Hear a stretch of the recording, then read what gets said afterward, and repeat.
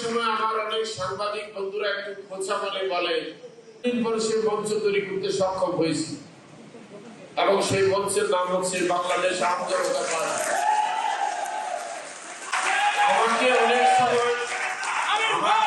সময় আমার অনেক সাংবাদিক বন্ধুরা একটু খোঁচা বলে যে আপনি নাকি রাজনীতি দল করেছেন আপনার নিজের প্রোটেকশনের জন্য। আমি তখন উত্তর দিয়েছি যেমন যে বলে আপনি রাজনীতি শুরু করেছেন আপনার জীবনের নিরাপত্তা প্রোটেকশনের জন্য। আমি বলছি আপনি কত দেখতে চান যে রাজনীতি নেতারা মারা গিয়েছে আততায়ীর হাতে, রাস্তাঘাটে অ্যাক্সিডেন্ট করে, বন্যায়, দুর্যোগে।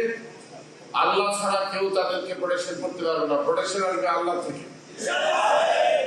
আমি রাজনীতি শুরু করেছি মজলুমের পক্ষে কথা বলার জন্য, যেহেতু আমি একজন নির্যাতিত ব্যক্তি।